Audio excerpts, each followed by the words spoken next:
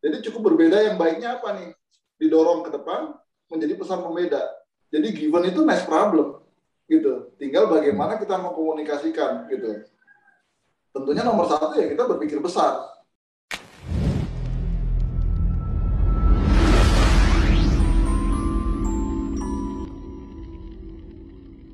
Salam sehat, salam properti. Nih, pagi ini gue lagi mau ngobrol-ngobrol nih dengan temen di satu profesi lah, ya. Ya. Beliau ini banget apa di grup WhatsApp di grup WhatsApp kita di Eci ya. Tiap pagi kasih masukan, tiap pagi dia kasih ide-ide kreatif. Nih, gue mau bicara kreativitas di industri properti mungkin lebih detailnya ke beliau dengan namanya Firman Cecak. Bro, apa kabar bro? Baik, Bro Margo, baik. Luar Sehat, biasa nih. sehat. Sehat, selalu sehat. Ayo. Lu lagi di mana lu? Pagi-pagi. Ini lagi di Temanggung nih.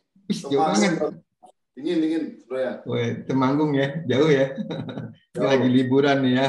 Memang lagi kondisi begini harus cari cuaca-cuaca yang dingin. Nah, gue bacain dikit ya bro mengenai diri lu ya. Ntar kita Siap. ngobrol-ngobrol ya. Jadi Firman Cecak ini adalah creative selling expert. Waduh, udah expert nih di creative selling ya. Jagonya benang merah, brand DNA, kreatif konsep, strategi marketing properti. Strategi marketing properti, entar gue bicara mengenai itu. Beliau juga adalah seorang kreator konsep penjualan properti, cara gampang jualan di zaman susah, SKS, ABC, sales team building, marketing, komunikasi gitu. Wih. Kreator konsep penjualan cepat properti, Blue Ocean Strategi, Cordova Edupartment. Oh, berarti dia juga main di Semarang tuh, karena ada lokasinya di Semarang. Ntar kita ulik tentang dia punya proyek. Nah, beliau juga adalah kreator penjualan tercepat apartemen rusunawi yang ada di Tangerang, ya. Ya, apartemennya bisa kejual dalam 3 bulan itu bisa 1.000 unit. Nah, ini sedikit cerita ya. Beliau head strategi marketing, kenaikan omset di dalam satu perumahan ya, itu dalam 1 tahun itu 300%. Berarti kan ada cara gitunya. Ntar gue mau gali ke beliau ya. Nah, banyak banget sih kalau gue mau cerita, banyak proyek yang beliau tangani, tapi sekarang beliau adalah pengajar kreatif selling kelas CPM. Apa tuh CPM? Certificate Property Marketer, Prolab School of Property. Nah, kalau kita bicara Prolab, gue pasti langsung reminder 3 temen gue, Andi, Ali, dan Pinpin. Nah, ini founder semua Prolab. Nah, kebetulan Bro Firman itu salah satu pengajar di sana mengenai kreatif selling. Kreatif, strategi, whatever, apapun di zaman seperti ini sangat dibutuhkan. Hari ini gue mau ngobrol-ngobrol dengan beliau. Nah, Bro Firman, gue mau nanya nih, nanya gue simpel sih ya, nanya gue simpel lah. Orang itu kalau punya namanya misalnya Firman Nugraha, Firman apa gitu loh. Nah, lu kan Firman Cecak gitu loh. Sekalian aja lu Firman Kadal gitu. Kok ada cecaknya? Pasti ada history di balik nama lu itu. Cerita dong di sini historinya kok nama Cecak pasti ada sesuatu. Apa lu mau jadi pembeda atau memang karena lu ada di kreatif jadi sesuatu yang diferensiasi gitu loh. Nah, lu bisa cerita deh asal usul dari nama Firman itu. Nah, nama asli juga siapa sih gitu loh. Gue namanya Firman Cecak. Ya, monggo, Bro.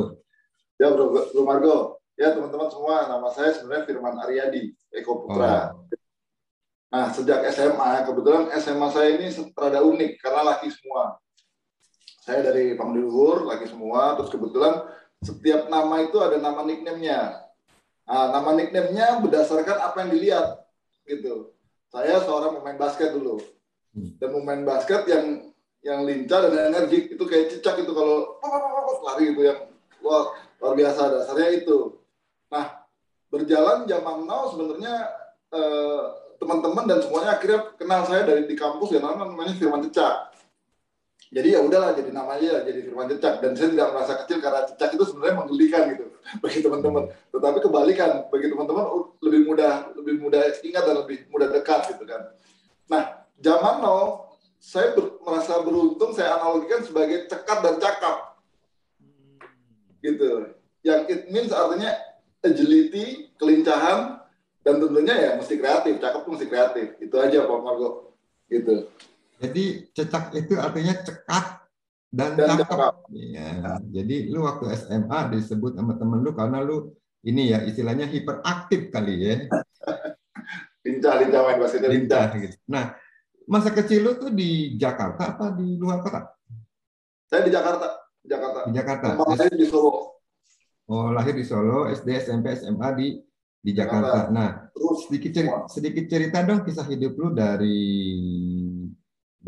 misalnya ada pengalaman waktu kecil atau sekolah sampai sekarang lu sebagai seorang creative planner, gua bilang ya, lu kan creative planner, seorang pengusaha. Sedikit cerita dong, ayo silakan bro. Jadi rada unik ya. Dulu saya kecil itu sebenarnya cukup dilarang untuk olahraga karena kesehatannya kurang luar biasa. Jadi saya olahraganya main catur. Bayangin kelas 4 SD saya bermain catur pertama kali saya ngalahin anak kelas 6 gitu. Anak kelas 6. Dan akhirnya saya izin berbagi cerita juara kecamatan dekat SD. Tapi bosen gitu rasanya kan. Kakak-kakak saya pada olahraga segala macam, saya bertransformasi jadi pemain basket. Nah, bermain jadi pemain basket akhirnya membuat saya banyak gambar bagaimana memenangkan sebuah pertandingan gitu. Kalau tadinya pertandingan individu catur, strategi, pertandingan basket, pertandingan kelompok, dan itu menjadi sebuah landasan. Ada hal lain yang banyak bercerita juga tentang saya pernah ada di industri off-road gitu. Off-road itu salah satu yang membuat saya berpikir taktis. Jadi saya punya pembalap, bos saya pembalap itu, pada waktu itu saya diajarin bagaimana off-road yang benar. Ini kaget, rada-rada kaget nih bro Margo. Off-road yang benar, tabrakin mobil lo deh. Tabrakin, dang, naik ke mobilnya. Jadi kalau mobilnya sudah disiasatin buat jalan yang terjal dan apapun, jangan dipakai manis-manis, mesti dihajar. Kumahan kewai kalau orang sudah bilang, walaupun saya bukan orang sudah gitu. Nah itu salah satunya. Nah banyak hal saya bekerja itu selalu diberi tempat independen sendiri. Akhirnya saya belajar di Excel, ngelahan data, Pak Margo. Itu luar biasa sekali saya. Jadi kalau teman-teman lihat saya pakai Excel, itu seperti orang ngedesain grafis.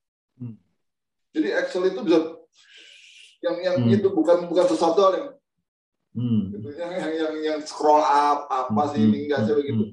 Nah dari situ banyak hal baik yang saya dapat. Bagaimana saya mengkompil data, jadi secara alam bawah sadarnya terrecord nih. Kalau data ini bunyinya begini, jawabannya begini. Data ini begini, jawabnya begini. Karena saya ekspor banget, eksploitasi data saya ekspor banget. Dan sekarang di industri zaman now ada digital, bagaimana setiap orang ini punya informasi kebanyakan. Saking kebanyakannya dia nggak tahu kebutuhannya apa. Nah, saya bedah kebutuhannya apa mereka ini. Jadi saya berangkat dari kebutuhannya dulu mereka. Kebutuhan apa sih yang mau dikomunikasikan? Bukan produknya. Saya ternyata butuh kalau ke kantor 1 jam. Gitu. Kalau di industri properti, dilihatnya apa dia kalau 1 jam? Oke, saya bikin cerita nih. Kalau naik kereta ke Sudirman 1 jam. Kalau naik mobil ke TB Simatupang 1 jam, pokoknya Jakarta gitu ya. Pokoknya proyek-proyeknya di sekitar Bogor gitu kan. Gitu. Bagaimana saya membuat cerita itu? Kalau naik motor ke Kuningan 1 jam. Jadi pasarnya saya tentukan, bukan saya pasarnya tidak saya tentukan. Oh, pasarnya saya berarti Kuningan pakai motor, Sudirman pakai kereta, TB Simatupang pakai tol. Nah, itu mesti dikemasnya begitu, Bro Margo. Jadi itu sebagian dari bagaimana latar belakang saya bicara tentang nanti kedepannya bicara tentang kreatif dan strategik gitu. Oh berarti lu tadi lu bilang kecil itu lu olahraganya otak ya, catur ya. Tapi lu istilahnya mendobrak itu lu main karena faktor kesehatan, tapi lu olahraga basket. Karena memang ada sesuatu di kesehatan lu, bro. Sehingga lu memang olahraganya duduk gitu loh. Saya menjadi dari saya anemia dulu.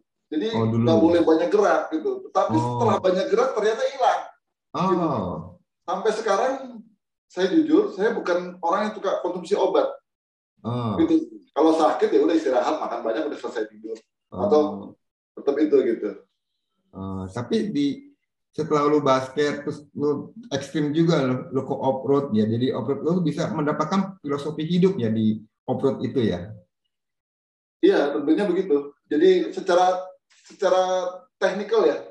Jadi kalau dari A ke B, B ke C, C ke D gitu.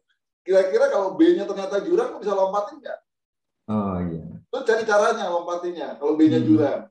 Daripada lu muter. Atau memang kalau mesti muter, muter. Gitu loh.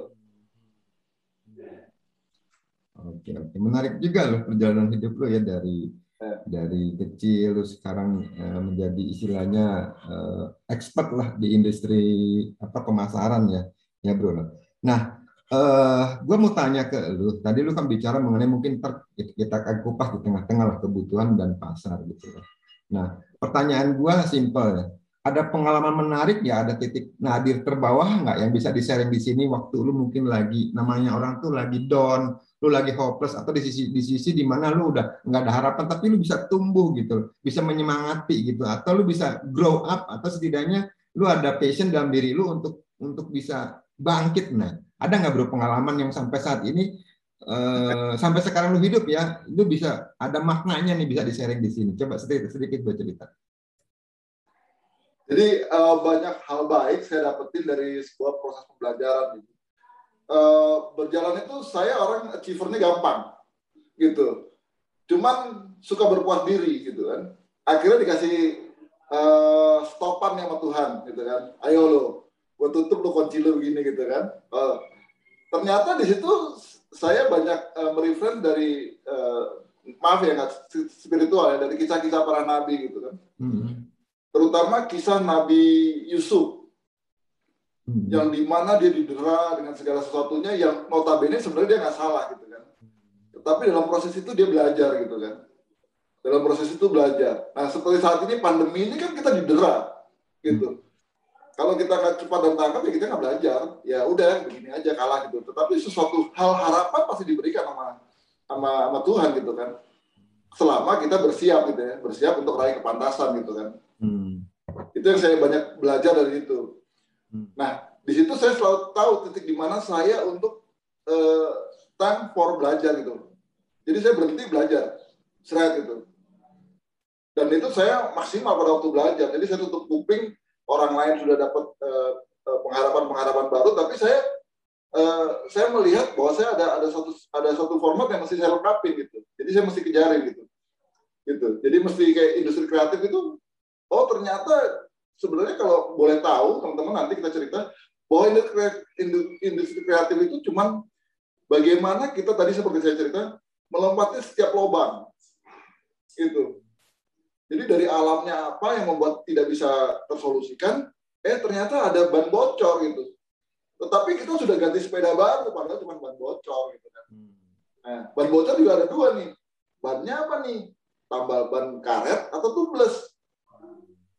Nah, kita kenalin kayak gitu. Dari proses belajar jadikan suatu ini, jadi suatu namanya ya, dicoba gitu. Gitu. Nah, ada titik terendah lu nggak di saat misalnya tadi lu bilang pencapaiannya cepat puas. Ini banyak nih orang-orang yang merasa sekarang udah ada di top, mereka nggak mau belajar lagi, nggak kreatif lagi, sehingga mereka tergilas sama perkembangan zaman. Nah, pertanyaan gua, ada titik tertentu nggak lu merasa tadi lu bilang ya pengalaman gitu kan?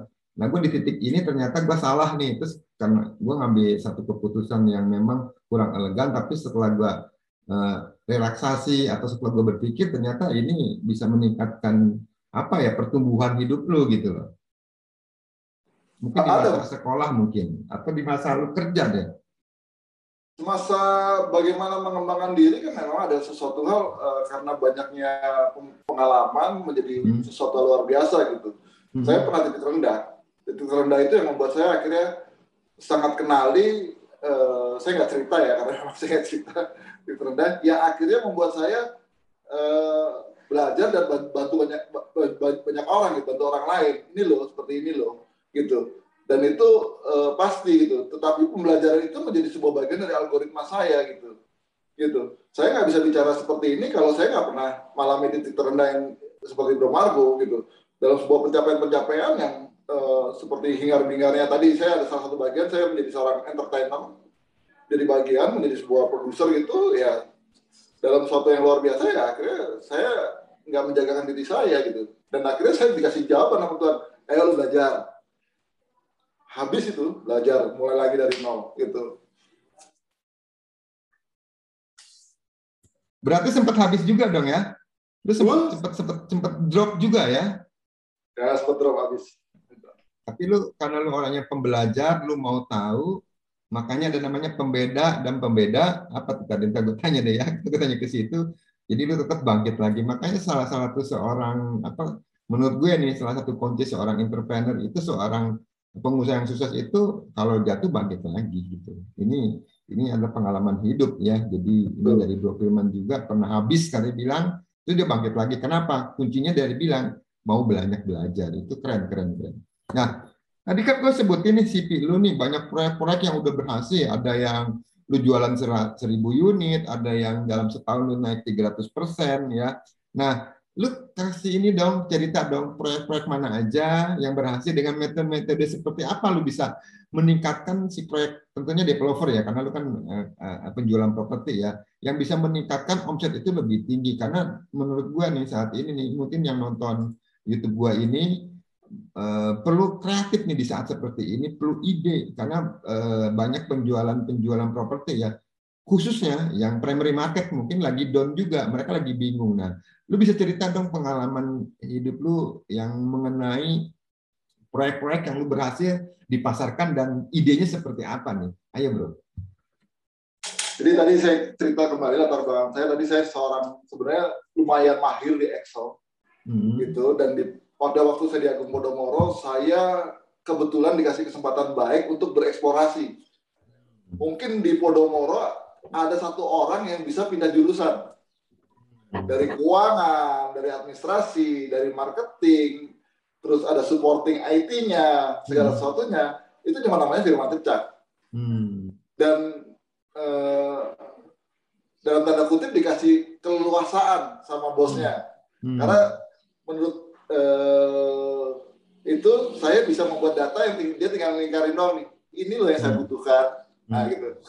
Nah saat ini saya berbagi cerita memang semuanya mesti berbasis data gitu. Berbasis data. Artinya berbasis data itu untuk mengenali perilaku konsumennya seperti apa. Terus kedua persepsi apa yang kita akan hadirkan.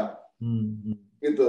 Nah singkat cerita saya cerita pada waktu di Podomoro saya murni sebagai seorang apa namanya orang penyaji data. Lu main di belakang dong ya, lu jadi back. Jadi lu nyiapin data untuk di delivery ke tim apa namanya tim analisanya atau tim marketingnya ya.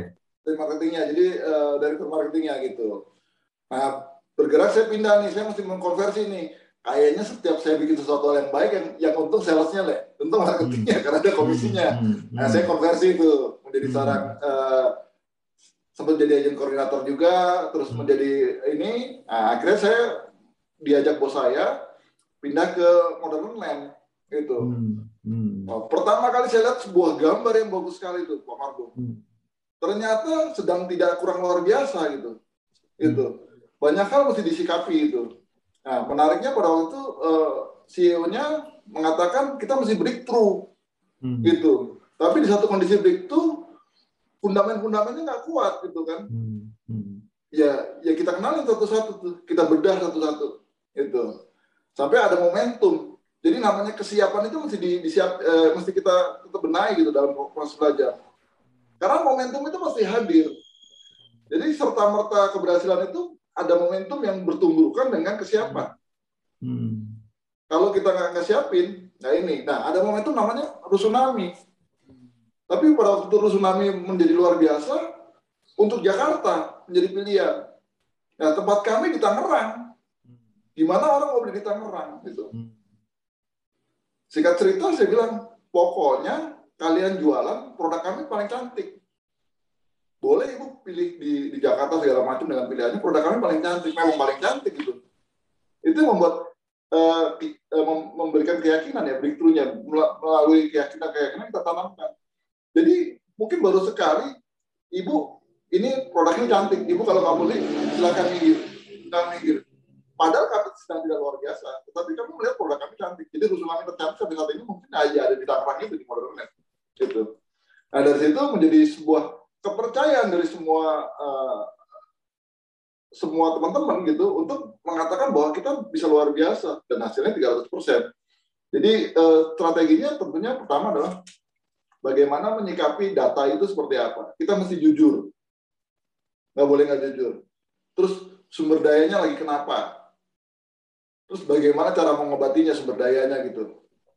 Nggak bisa tinggal ngomong kamu mesti begini gitu. Tapi mesti benar-benar mendelivernya dengan mencontoh yang memberikan inspirasi gitu.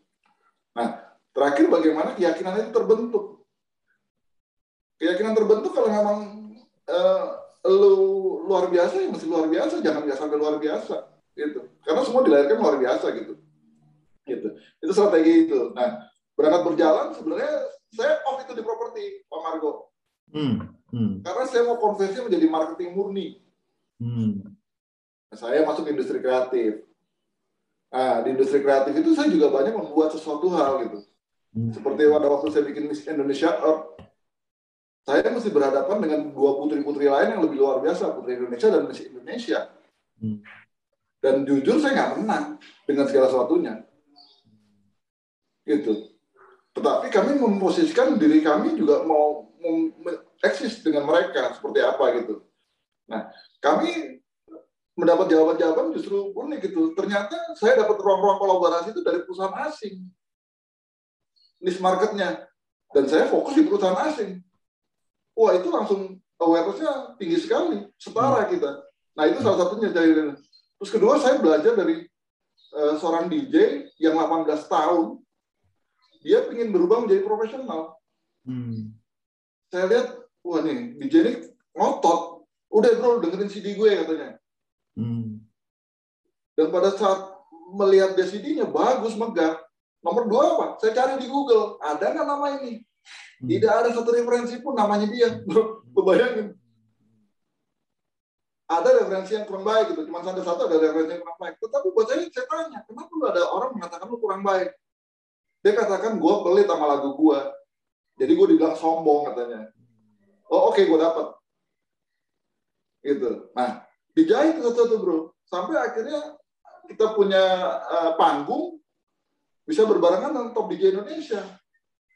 Dari nomor buncit naik ke depan. Dan akhirnya dibeli itu sama perusahaan rokok. Sebagai suatu konsep yang luar biasa. Dan uniknya pada waktu itu dibeli bukan karena DJ-nya, Pak Margo. Karena konsep lagunya.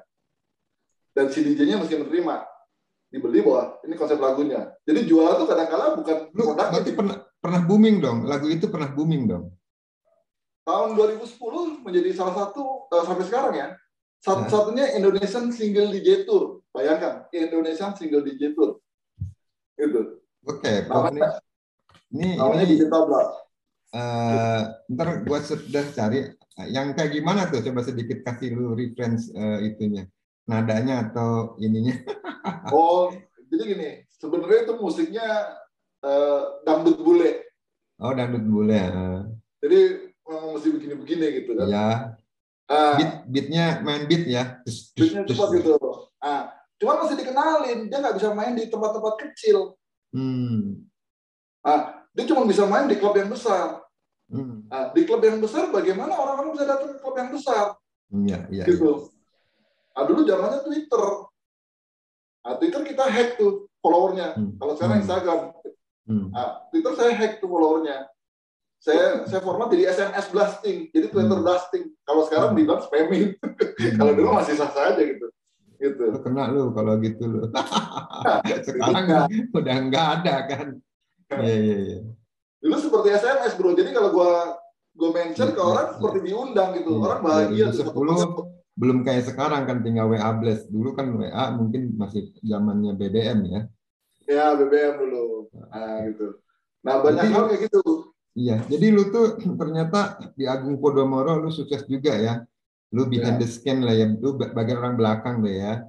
Terus juga lu ditarik di Modern Land yang konsepnya orang berpikir Rusunawi itu apa? Rusunawa ya? Rusunami. Rusunami itu ada di DKI, lu bisa pindahin konsep ke Tangerang, tapi lu dengan dikemas secara apik, istilahnya dibumbui dengan kata-kata cantik, jadi seorang orang interest gitu kan. Jadi di dua developer itu lu bisa meningkatkan omset penjualan. Nah, terus habis itu lu pindah ke industri kreatif yang tadi lu bilang tadi ya. Ada Ya. DJ yang ini lu bisa lu kemas sedemikian rupa sehingga istilahnya dia bisa naik lah di top jajaran top atas apa musik di Indonesia. Nah, tadi yang gua tangkap ini gini, Bro. Lu bicara sama momentum, kesiapan, itu juga lu bicara mengenai berapa kali lu bicara data. Lu bicara tadi namanya data ekstra. Jadi lu istilahnya lu memang di otak lu yang gua lihat tuh lu merangkum sebuah data untuk di delivery, untuk dijadikan satu konsep. Jadi data itu kan penting. Kalau gue sih bicara kalau lu mau jualan sesuatu atau mau apa namanya mau menjual sesuatu kan lu harus bicara market dulu. Nyerap nggak nih? Di angka berapa nih pasarannya? Terus kira-kira cocok nggak buat mereka? Jangan sampai lu launching ternyata tidak menyerap, tidak cocok atau ketinggian, bukan selera mereka. Mungkin ada faktor budaya juga, ya ada faktor feng shui juga mungkin di situ. Nah pertanyaan gue simpel nih. Data seperti apa sih lu yang lu bisa kumpulin dan bagaimana caranya mencari data dengan strategi lu, Bro? Sebenarnya datanya sederhana ya. Datanya bicara tentang psikografi, demografi, terus tentang behavior, tentang sesuatu hal kebiasaannya gitu kan. Nggak usah banyak-banyak lah, 10 aja, 10 data gitu. Itu dengan, mungkin karena gue udah berlatih intuisi, gue akan bisa describe, oh ini begini gitu. Dengan 10 aja, 10 nggak usah banyak-banyak gitu, 10 item gitu. Dan datanya juga 10 orang aja nggak apa-apa gitu. Nanti berjalan tinggal di alignment, diselaraskan dan terus di adjustment. Oh kira-kira pas nggak diuji coba segala macam. Tetapi berjalan memang sebenarnya berangkat dari kalau dibilang sekarang itu disebut pain-nya, kesakitannya apa? Bukan dari produknya, kesakitannya apa? Kebutuhan lu apa jadinya? Gitu. Bisa nggak gua cukupin? Gitu. Nah, perusahaan primary, developer primary itu nggak melihat pain-nya. Dia melihat, rumah gua nih fiturnya A, B, C, D, E. Terus lu mau jual ke siapa? Bukan nggak ada pasarnya. Lu mau kejual siapa? Oh, kejual sini. Nah, komunikasi kan ke si ini gitu. Tetapi seringkali komunikasinya begini. Bukan begini. Gitu. Saya bercerita, oh ternyata yang pasar saya cuma 10 orang. Bagaimana 10 orang itu membeli? Gitu. 2 orang membeli karena memang sesuai dengan kebutuhannya, need and want-nya. Need and want. Nah, tetapi yang paling lupa sekarang saat ini adalah namanya anxiety, bro. Anxiety, kegelisahannya apa? Kegelisahanmu. Gitu. Dan desire-nya apa yang gue bisa berikan? Sebelum lu benerin produk lu segala macam, lu tahu dulu kegelisahan mereka. Kalau lu nggak tahu kegelisahan mereka, lu benerin produk, ternyata produknya nggak cocok juga dengan kegelisahannya. Nah, untuk bisa mendapat lu namanya tadi kesakitannya seperti apa, terus lu lihat kegelisahannya, tentunya kan lu intuisi itu jam terbang lu ya, tentunya itu kan nggak semua orang punya ya. Jam terbang itu merupakan guru yang sangat berharga menurut gua kan, pengalaman itu kan kalau kata pilot lu kan jam terbangnya udah berapa ribu jam gitu. Nah, bagaimana caranya untuk bisa lu lihat kesakitannya apa, kegelisahannya apa, satu proyek lu bisa menilai seperti apa? Nah, buka di sini dikit kan. Jangan semua, ntar kalau lu meminta detail kan ntar bisa hubungin lu. Nah, siap. Nah. Jadi sederhana Bro Margo. Bro Margo tiap hari punya kebiasaan apa? Dari bangun tidur sampai tidur lagi. Seringkali nggak sadar nih tiap hari gue macet. Nah, sekarang produk gue bisa mensolusikan nggak kegelisahannya Bro Margo minimal tentang macet? Gitu. Oh, Sabtu Minggu kegelisahan gue nih, gue bosen nih, klaster gue nggak ada apa-apanya nih. Gitu. Oh, gue kasih klaster yang sesuai kebutuhan lu. Karena pasarnya tadi momennya di TBC Matupang, pasar ini, oh lu suka yang hijau. Gitu. Tetapi tentunya ada standar-standarnya tentang aman, tentang tenang, tentang harmoni, sesuatu standar yang artinya bisa menjadi ngobatin kegelisahan lu gitu. Standarnya udah ada gitu. Tinggal ditambah nilai-nilai tambahnya apa. Nah, seringkali orang tidak mengkomunikasikan sesuatu hal yang tiap harinya dijalanin, gitu. Nah, kita mengingatkan kembali tuh dalam benak konsumen, oh iya ya, gue butuh ya 1 jam ke kantor ya. Nah, terus diceritakan gimana cara kita 1 jam ke kantor gitu. Tentunya sebelum ngobrol dengan konsumennya ditanya, ibu kerja di mana? Gitu. Bapak sibuknya di mana? Aktivitasnya harian. Terus kalau akhir pekan ngapain? Gitu. Nah, itu yang kita mesti berikan jawaban gitu. Dan tahu, jadi memberikan jawaban itu sebenarnya kalau lu nggak beli kenapa? Saya punya ini, kalau nggak beli kenapa? Terus bagaimana cara menjawabnya? Kalau lu beli kenapa, terus bagaimana agar lu cepat senang dengan produk gue? Gitu. Nah, kadang-kadang orang kasih jawaban belum tanya dulu bagaimana caranya menjawabnya. Kalau dia nggak senang, apa nih? Gue mesti jawabnya gimana? Jadi itu lu kegelisahannya. Ya. Kalau lu melihat kesakitannya seperti apa? Mirip-mirip lah. Jadi kesakitan itu lebih ke fitur. Kalau kegelisahan lebih ke kebiasaan. Gitu. Kesakitannya, waduh, gue mesti yang ini nih, AC. Minimal gue dapat AC nih, karena memang hadapnya barat. Nah, otomatis udah lo kasih AC, lo jangan mikir-mikir untung rugi. Unit barat udah solusinya cuma AC gitu kan, unit ada barat itu kesakitannya. Kegelisahan tadi kebiasaannya apa gitu. Kata kuncinya udah itu aja. Sebelum pegang satu proyek, istilahnya data lu kumpulin dulu data-data yang dibutuhkan, baru lu bisa launch itu proyek dan setidaknya lu bisa delivery ke tim marketingnya ya bro ya. Ya, tim marketingnya. Jadi sepakat itu, sampai satpamnya juga sepakat, ngomongnya sepakat, nggak boleh nggak sepakat. Ngomong kita nggak akan ngomong itu. Disitulah sebenarnya lu punya kelebihan di sisi yang mengolah data itu ya, yang mungkin orang belum begitu tahu ya. Betul. Jadi kalau ada developer nonton sini pengen penjualnya, pengen di omsetnya dinaikin, tak hubungi lu aja ya. Amin. Aku bantu promo ya. Under 21 itu lu kasih nomor handphonenya dong. Ntar gua kasih deskripsinya tuh. Berapa nomor bisa dihubungi handphone lu atau IG lu? Promo di sini boleh deh. Ya, IG-nya @firmancecak. Gitu. Oke. Nomor yang bisa dihubungi? 0815 10 550 100. Nomornya keren tuh, ujungnya cepek. Oke bro, jadi lu bisa punya satu kelebihan ya. Gue ada hashtag yang lu catat ke gue ya sebelum kita on air gitu kan. Ada lu bicara namanya hashtagnya berbeda pembeda, kreatif pemasar properti, jagonya benang merah. Nah pertanyaan gue, berbeda pembeda maksudnya apa ya Bu? Jadi seringkali kita disibukkan dengan sebuah produk kita mesti gimana gitu kan. Boleh itu, dan itu mesti wajib. Produk itu mesti dibikin sesuatu hal yang punya nilai tambah, nilai lebih gitu. Tetapi hampir semua developer juga melakukan hal yang sama. Gitu. Terus kedua, bagaimana kita melihat produk kita mudah dikenali. Nah, tapi dikenali mesti jujur gitu loh. Nggak boleh nggak jujur. Ya kayak Firman Cecak. Jujur aja gitu, berbeda. Orang-orang nyantumin dengan namanya apapun sih, begini, berbeda. Berbeda itu sesuatu yang nggak bang diinin. Ujungnya adalah menjadi pembeda. Berbeda baik, pesan pembeda. Gitu. Jadi cukup berbeda yang baiknya apa nih? Didorong ke depan menjadi pesan pembeda. Itu. Terus tadi bagaimana saya klaim menjadi jagonya benang merah?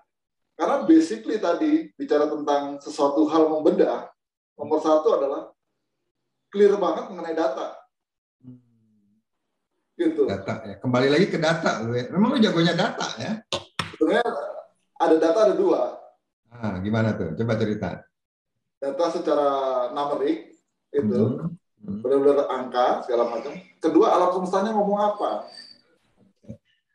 Kenapa? Bentar. Gue tadi tertarik bicara mengenai numerik. Kalau numerik itu bisa dipelajari lah. Gitu. Nah, kalau bicara alam semesta seperti apa, bro? Bisa jelasin nih. Gue tertarik di alam semestanya nih. Nah, alam semesta pandemi apa sih yang dirasakan orang-orang? Bukan kesakitan, kegelisahan lagi, ketakutan. Oh, udah levelnya udah naik, bukan kesakitan, bukan kegelisahan, tapi udah ketakutan ya. Ketakutan. Nah, once lu mesti ngomong ke orang, lu mesti sembuhin dulu ketakutannya, lu stop dulu. Sales itu mesti kenalin sales. Oh, dia takut keluar dari rumah untuk survei. Terus dicek nih, kegelisahannya udah kejawab belum? Kesakitannya udah belum? Nah, ketakutan obatnya apa? Sekarang mungkin ketakutannya bisa pakai virtual experience, gitu kan? Bisa juga pakai ya gimmick-gimmick yang membuat mereka nggak takut, apa artinya dikasih sesuatu hal yang memang kita sudah prokes segala macam, gitu kan? Itu. Dan itu yang kita mesti deliver, salah satunya itu. Terus kedua adalah sekarang go digital. Gitu, alam semesta ini go digital. Semua masuk alam semesta. Jenggreng, kok kembar ya? Gimana gue masih tetap eye-catching ya? Nah, tentunya dengan berbeda tadi, mesti eye-catchingnya. Gue beda loh, gitu loh. Gue nggak jualan, gue ngomongin tentang tadi. Gue tiap pagi 1 jam terlambat. Ini ada developer yang cerita mensolusikan. Padahal bukan fitur loh. Padahal nggak penting-penting amat. Tetapi membangunkan alam bawah sadar lo untuk ingat. Gitu.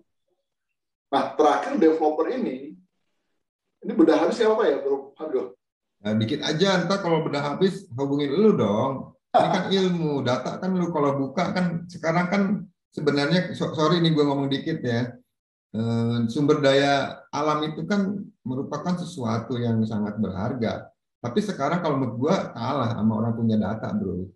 Alibaba punya data, Microsoft, Google, segala macam punya data. Orang ngeri yang punya data. Data bisa diperjualbelikan. Database itu sangat mahal, makanya ilmu pun mahal. Lu kan belajar ini bukan setahun 2 tahun, bro. Jadi kalau orang pengen lebih detail, kan gue ngomong sama lu cuma kulit-kulitnya doang, dalamnya makanya hubungin lu supaya ntar konsultasinya ke lu. Tapi jangan lupa lu bayar royalti ke gue, ketemu gue ngajak gue makan lah. Kalau nggak atur manajemen juga boleh lah. boleh. Jadi, nah, gue tadi lu bilang ada namanya tuh di sini tuh disebut juga namanya kreatif pemasar properti. Nah, gue mau ulik dari sisi kreatifnya nih. Nah, gue mau tanya nih, tadi kan lu bicara alam semesta, karena kondisi sekarang mungkin ini kan pandemi ini kan mungkin Tuhan berikan ke kita, mungkin ada sesuatu lah. Tapi kan kita sebagai manusia, sebagai kantor atau sebagai marketing lah ya, kita tuh harus kreatif. Tentunya ujung-ujungnya kan kreatif, inovatif ya. Nah, itu kan di bidang lu nih. Nah, gue minta tip ke lu dong dengan kondisi seperti ini sebagai seorang individu pemasar properti, sebagai seorang korporat atau developer atau yang punya kantor broker. Nah, kondisi seperti ini yang diperlukan untuk kreatif, inovatif, menjual supaya omsetnya tidak turun, malah omsetnya bisa naik berkali-kali lipat. Tipnya dari lu seperti apa, bro? Silahkan, bro, coba lu share, bro. Jadi gini, banyak orang mengklaim dirinya ganteng, gitu kan? Padahal sih biasa aja, gitu. Nah, biasa aja itu anugerah, given, gitu. Nah, given itu nggak bisa nggak bisa dirubah umpamanya, sudah gitu. Akhirnya kita jadikan given is nice problem gitu. Jadi given itu nice problem, gitu. Tinggal bagaimana kita mengkomunikasikan, gitu. Tentunya nomor 1 ya kita berpikir besar, gitu. Think big ya, Bo. Ya? Berpikir besar, think big ya, Bo ya. Positif ya. Think big, berpikir besar. Lu mau dikenal jadi siapa nih produk lu? Tadi menjadi siapa? Dan mesti punya keyakinan gitu. Kalau nggak punya keyakinan, jangan gitu. Artinya keyakinan yang hadir dalam diri sendiri. Oh, ternyata gue dikenal sebagai orang yang baik hati gitu. Orang yang ramah, bukan orang yang ganteng gitu kan. Ya nggak apa-apa. Gitu. Terus kedua ya, start small-nya apa? Gitu. Nah, start small-nya apa? Nah, langkah-langkah kecil ini kadang-kadang kita merasa nggak penting gitu. Padahal itu menjadi bagian dari sebuah kesiapan. Gitu. Oh, ternyata gue nggak punya teman broker. Nah, gue mesti gaul, networking dengan teman broker. Gitu. Nomor 1 itu dulu, sebelum mereka diminta tolong menjual, kenal diri dulu. Langkah ketiga mengenalkan diri gitu. Nah, langkah ketiganya, saat ini yang paling susah adalah perubahan cepat banget nih. Cepat banget gitu. Jadi kita mesti scale fast. Scale fast itu gila-gilaan. Gitu. ya sesuai dengan kebutuhannya. Oh ternyata digital marketing ya, kita skill face-nya digital marketing. Oh ternyata di public speaking. Oh ternyata di video editing seperti Bro Marco ya, skill face. Nah terakhir adalah grow together. Seperti hari ini kita grow together sebenarnya, berbagi pengalaman, gitu. Belajar dan berbagi pengalaman sama-sama. Jangan kita berangkat dengan mutual interest yang sama. Kalau enggak ya susah gitu. Nah, grow together itu. Nah, faktor-faktor ini sekarang menjadi kata kunci. Kenapa menjadi kata kunci? Karena perubahan. Itu. Perubahan. Boleh ngeluarin hashtag batu namanya berubah perubahan. Itu. Perubahan. Terus kedua bicara tentang perilaku konsumen. Itu. Terus ketiga di company, di perusahaan kita perbedaannya apa? Bukan keunggulannya, perbedaan aja kita ngomongin. Itu. Perbedaannya akhirnya nanti bisa di accept sebagai potensial atau sebagai peluang potensialnya apa. Nah, ketiga kompetitor bicara apa? Pesaing gitu kan. Ya, nggak apa-apa gitu. Kita kenalin. Dan kalau dia lebih baik di sini ya kita mesti puji. Disampaikan. Tetapi produk kami memang begini gitu. Memang kebutuhan sesuai kebutuhan yang ini, bukan sesuai yang itu. Kalau ibu mau di sana, silakan. Dan itu menjadi suatu persepsi baru dan yang tertinggal gitu. Persepsi baru yang tertinggal. Kok ini kan cara bicaranya justru mengedukasi ya, gitu. Nah itu nomor satunya. Itu bicara tentang kreativitas. Dan selanjutnya bicara di strategik, tentunya ya ini sangat detail sekali. Kenal dulu peta kompetisinya seperti apa. Itu peta kompetisi itu sesuatu hal yang kalau dulu orang berangkatnya SWOT, kalau saya TWOS. Itu. Kalau saya TWOS, itu. Terus kedua tadi, bagaimana mengenalin produk secara detail, itu. Produk dan datanya seperti apa itu. Datanya yang akan menjadi sebuah daya komunikasi yang terserap, itu. Ketiga tentunya adalah proses delivery-nya. Nah, proses delivery saat ini walaupun sudah digital, faktor manusia sangat menentukan. Bicara tentang sikap, tentang kompetensi, tentang servis, itu sangat menentukan sekarang saat ini. Without itu, ya mohon maaf ya, percuma lu bisa hadirin leads yang banyak, tapi pada waktu mengkonversinya, lu nggak bisa melihat sebuah konversi yang baik dan benar gitu. Kalau buat gue, dua konversi itu. Menjadi assist, karena gue pemain basket, menjadi pengumpan yang baik, atau menjadi shooter, penembak gitu. Itu ada kata-katanya dua. Oke, lu nggak posting sama gue, tapi lu menjadi cerita bersambungnya gue gitu loh. Si konsumen ini. Menjadi assist gitu. Nah, itu aja bro, Mago. Antara kreatif dan strategi bedanya di situ. Oh. Jadi tadi gue tertarik mungkin di mengenai jadi pengumpan atau menjadi seorang striker ya. Keren tuh. Jadi kalau you tidak bisa jadi seorang penembak yang gitu, kalau gue suka main bola, gue striker lah. Kalau kamu main basket ya, sebagai gelandang terbaik lah ya, lu gue suka Zidane ya. Zidane bukan seorang eksekutor yang baik, tapi dia bisa membuat irama permainan di lapangan tuh indah karena dia sebagai seorang pengumpan. Gue bilang dia salah satu pengumpan yang baik yang ada di industri olahraga itu cuma di olahraga bola ya. Jadi buat Anda juga kalau Anda tidak menjadi pengumpan yang baik, Anda menjadi striker yang baik, ya. Penembak yang gitu tadi Bro Priman bilang. Keren tuh. Ya itu salah satu strategi yang bisa diterapkan. Nah, tadi lu bilang ke gue ada 4 kunci ya, namanya think big, berpikir besar. Ya mungkin di sini think big, berpikir besar ini kalau diglobalin menurut gue salah satunya berpikir positif lah. Dengan kondisi seperti ini, lu harus tetap berpikir positif karena imun lu akan kuat gitu loh. Karena kalau lu berpikir negatif, baca berita atau baca-baca yang hoax ya, lu gimana mau grow, mau tumbuh. Kalau otak lu juga istilahnya ngeri, takut-takut kan. Nah, tadi tertarik juga mengenai start small. Jadi memulai hal-hal yang kecil. Kalau kata bahasa, gue lupa kalau gue salah, kalau dikoreksi, 1000 langkah kan diawali dengan 1 langkah, bro. Jadi hal-hal yang kecil kadang-kadang yang nggak kita lihat itu akan menjadikan kita besar sebenarnya. Orang besar pun dari kecil juga kan. Jadi itu penting banget nih yang tadi lu bilang start small. Ya jadi gue bilang keren. Nah, ada namanya scan face ya. Jadi tadi lu bilang kan perubahan itu cepat nih. Kayak makanya lu bilang cecak ya. Apa cekat dan cakep. Cepet gitu. Nah, di scan-nya ini nih ya, gua ntar mau nanya masalah scan-nya ini karena kalau kita salah scan, salah tangkap juga bisa bahaya juga buat industri kita, buat cara memasarkan kita ya. Dan tadi yang belum bicara go together ya saat ini kolaborasi lah tentunya, networking, kolaborasi itu yang paling diperlukan. Nggak bisa kita hidup sendiri, nggak bisa kita besar sendiri. Kita ada namanya networking apa tim together lah, chip untuk mencapai satu target yang diharapkan. Nah, tapi yang gue tanya yang ketiga tadi mengenai scan nih, pas scan cepat. Nah, scan seperti apa sih bro? Jangan sampai kita salah scan. Kalau salah scan ntar salah strategi juga. Nah, coba sedikit gambaran ke gue. Jadi tepatnya sebenarnya izin scale up fast gitu ya. Scale up fast. Termasuk bagiannya dalam scanning gitu. Scanning itu apa sih? Scanning itu ya tadi melihat alamnya bunyinya apa. Gitu. Dan berangkat dari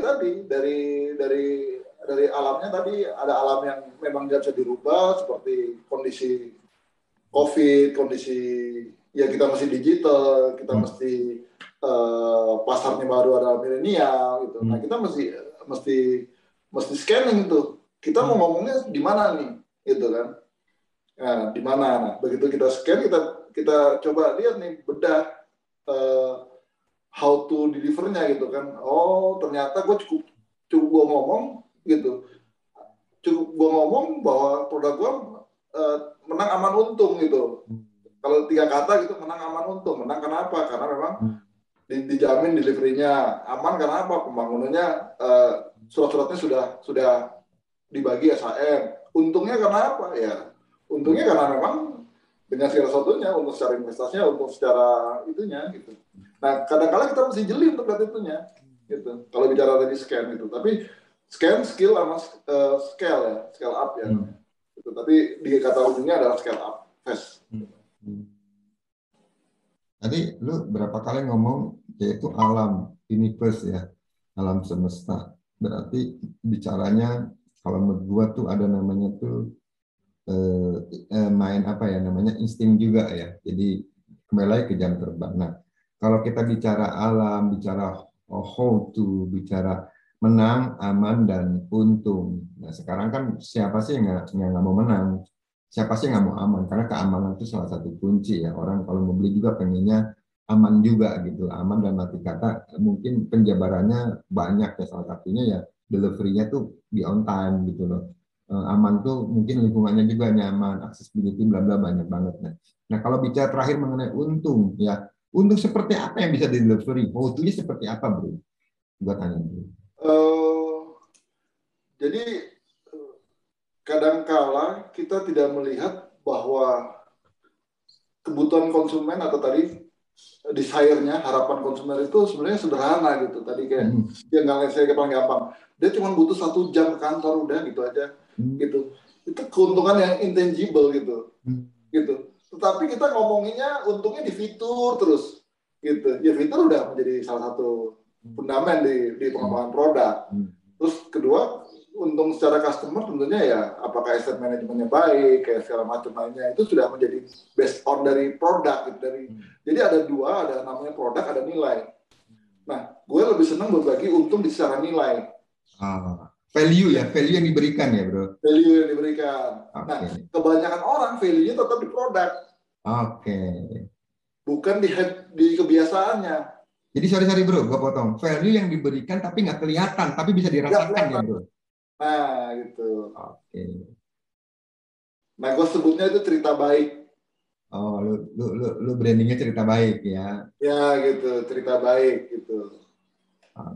Jadi buat developer mungkin yang nonton nih ya, jadi lu bisa mendelivery sesuatu yang memang bisa diceritakan dengan baik.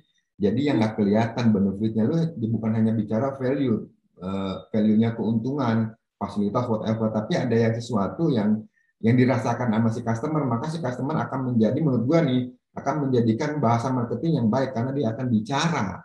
Betul. Ya dong, dia akan ngomong, gue beli produk A ini begini loh, benefitnya ini, keuntungannya ini. Yang tadi bicara, yang seharusnya lu perjalanan ditempuh biasanya 1 jam karena lu memberikan solusi, mungkin ditempuh mungkin hanya beberapa menit, itu kan value yang nggak kelihatan. Yang Itu data. sebenarnya custom developer atau yang produk apapun melihatnya dari sisi itu. Menurut lo begitu ya bro ya? Betul. Dan itu mesti divisualkan, diserahin ke konsumennya. Nah, I Kalau see, di I kalau di see. Fire kan biasanya cuma 100 meter dari jalan tol. Terus kenapa 100 Iya, meter dari jalan tol? iya, iya. Gitu kan? Ada visualisasinya ya bro ya? Coba ibu bayangkan lokasi kita cuma selangkah loh ke jalan tol. Iya, iya. Gitu. Oke, oke. Bro, sebenarnya gue mau nanya banyak ke lu ya. Mungkin ntar kalau udah PPKM-nya udah beres, kalau kita udah kembali ke normal, bukan new normal lagi ya. Kita kan ada 3 tahap, menurut gua normal, new Ya, normal, dan next normal. Sekarang kan kita di new normal ya. Segala sesuatu dibatasi, mobilisasi, kerumunan, whatever lah kita juga kan. Karena kita memang pakai Zoom, jadi kita nggak pakai masker. Sebenarnya sekali lagi gue ingetin buat sahabat properti yang nonton YouTube ini, tetap pakai protokol kesehatan. Gue ingetin juga harus divaksin ya.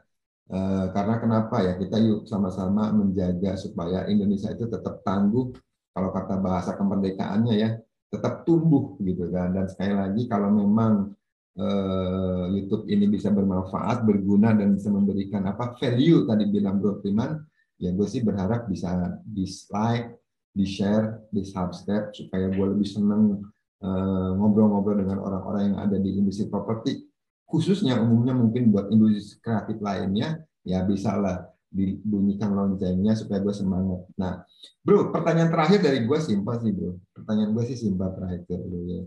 Harapan lu kepada Indonesia ya, globalnya ya, terhadap negara ya, untuk industri kreatif ini, untuk yang dari industri properti ini, apa sih bro, terhadap pemerintah bro? Ayo bro, kali-kali ada pemerintah dengerin nih bro nih. jadi harapan untuk pemerintah atau harapan kepada untuk kita semua? Dua-duanya bro, pemerintah oke, kita semua oke, lu sikat deh.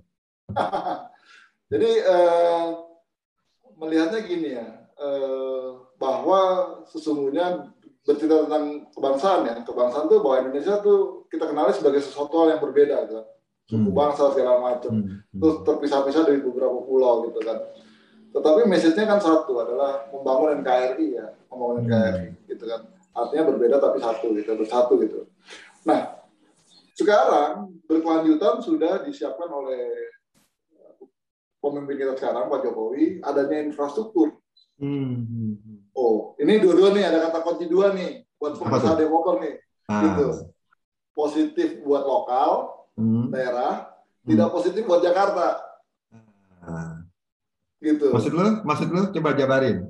Gue belum nangkep. Kalau dulu orang-orang kaya daerah beli properti di Jakarta. I see. Berinvestasi. Sekarang, wah, lihat ada potensi peluang karena infrastruktur, gue di daerah gue aja dulu lah.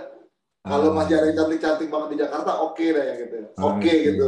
Kalau ada benar-benar yang quote and quote oke cantik di Jakarta atau di Surabaya, oke gitu ya. Tetapi now lu mesti hati-hati pengusaha properti. Mereka akan itu. Nah, kita sebagai pengusaha ya baliklah bantu daerah. Gitu. Ada teman-teman yang sudah masuk daerah karena memang melihat sebuah pergerakannya seperti itu. Gitu. Jadi kuncinya pemerataan yang gue tangkap nih bro. Nah gitu. Gitu. Ya, dan digital ini, value-nya mesti dikenalin, mesti terdeliver. Bukan produknya terdeliver, tapi value-nya terdeliver. Lebih banyak value-nya terdeliver. Gitu. Dan untuk semuanya ya, karena ini bagian dari Indonesia tangguh dan tumbuh, ya belajar, nggak bisa enggak. Terutama dengan tadi kebutuhan-kebutuhan yang memang saat ini, seperti digital marketing, seperti kreatif, seperti tentang public speaking, ataupun bervideo seperti hari ini dengan Bro Margo, itu ya kenalin gitu. Tetapi sampaikan sebuah message-message yang memang menjadi social digital engagement gitu. Bro Margo dikenal sebagai social digital engagement-nya adalah YouTuber properti, dan itu saya mau belajar mengejar juga nih dengan Bro Margo untuk seperti itu. Kalau bisa. Lu punya YouTube nggak lu? YouTube gua sebatas kalau dari gua ada. Tapi bisa mampir lah, subscriber gua mampir tuh kepoin YouTube-nya Bro Firman ya. Gitu. Kalau buat kita apa bro? Apa tuh? Pesannya buat kita bro. Tadi kan lu ke pemerintah tuh, ke kita. Ya kalau buat kita sebenarnya gampang. Be genuine itu bukan ganteng loh. genuine, apa adanya gitu. Ah, apa Apa adanya. adanya gitu loh. Karena memang itu udah anugerah gitu, yang disebut berbeda gitu. Kenalin berbeda lu apa gitu. Pembeda dan berbeda ya, berbeda dan pembeda ya. Berbeda dulu, pembeda. Berbeda dulu berpembeda. Masing-masing orang punya kelebihan masing-masing. Tentunya kalau kata menurut gue sih kayak sidik jari ya, nggak mungkin sidik jari semua Ya, sama ya. Jadi lu ya, harus bisa menonjolkan pembeda lu apa, berbeda lu apa. Jadi lu jadi ya, pembeda, makanya lu akan menonjol. Tentunya akan diferensiasi di situ ya bro ya. betul, gitu. Terus kedua lebih relevan. Apa tuh? Relevan itu ya sesuai zaman, lu jangan kayak Uh, itu gitu. Bersyukur karena pandemi ini, usia kolonial ini mesti belajar tentang digital. berarti lu Karena masih, pandemi, berarti lu kolonial dong, angkatan lu. gue abu-abu. Nggak jelas lu ya. Oke, oke, oke. Jadi lu harus ikut perkembangan zaman. Kalau nggak lu terguras ya. Tergiras, Ya gitu. tergerus, atau lu hilang, lenyap. Kayak dinosaurus tuh tidak ada bekas lu Gitu. ya. Oke, Terus oke. relate. Relate tuh kalau bicara sesuai kompetensi aja, jangan ngomongin yang Ah, enggak gitu. satu Apalagi frekuensi hoax bro gitu ya. kan. Hah? Iya. Satu frekuensi kalau bicara ya, jadi enak Ya, ya bro. satu frekuensi gitu. Nah, itu yang nggak mudah. Gitu aja, Oke, Bu. oke, oke. Oke bro, thank you. Aduh, sorry nih, lu lagi di daerah, gua ajakin collab ya buat teman-teman sekali lagi. Ini Bro Primanti ini memang kreatif ya, jadi memang strategi marketing properti untuk kreativitas. Dia jagonya di data. Data tadi ada dua tuh ya. Yang gua nggak bisa lagi, dia ada dua. Lebih dalamnya ntar lu tanya dia aja, ntar gua kasih deskripsi nomor teleponnya. Terus banyak banget yang di-sharing-sharing dengan beliau ya mengenai kreativitas, tentunya mengenai keindonesiaan yang gue bilang kemarin gue pimpin bicara, yaitu ya satu hal lagi ya, ada namanya pembeda dan berbeda, berbeda dan pembeda, berbeda dulu baru ada pembeda ya. Nah ujung-ujungnya tentunya ada namanya inti, core of the core apa tuh ya, benang merah kalau dia sebut ya. Nah, intinya apa dari pembicaraan ini ya lu ntar rangkum sendirilah. Yang gue tangkap sih kreativitas dituntut untuk saat ini. Kita harus punya berbeda dan pembeda. Itu hashtagnya tuh yang yang gue tahu. Bro, thank you lo bro, udah ngobrol-ngobrol Jadi, di link YouTube gue ini. Kapan-kapan lo kalau ke Jakarta lagi. Kemarin kita ketemu waktu si Bro Andi buka kantor baru ya di betul, Fluid betul, ya. betul. Betul. Ntar kapan-kapan kalau udah ini lu bisa Siap, gua siap. ngobrol, nah langsung ketemu muka lah, ntar gua bawa tim markom gue ya. Kalau lu ada proyek juga mau diskusikan juga boleh-boleh aja gitu kan Boleh. ya. Kalau mau diajak Lu berbagi di ruangnya Pak Margo, boleh. boleh boleh Gitu. boleh. Ntar kita yang penting tadi lu bilang kan di dalam era seperti ini kita terus harus namanya go together, kalau gua bilangnya networking ya. Ya. Networking artinya tuh merupakan sesuatu yang sangat berharga ya. Oke bro, thank you. Terakhir bro, ada closing statement bro dari lu bro buat YouTube ini.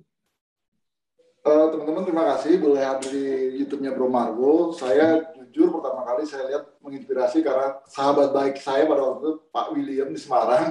Karena itu saya akhirnya bisa mengenal Pak Margo ini siapa gitu kan. Gitu.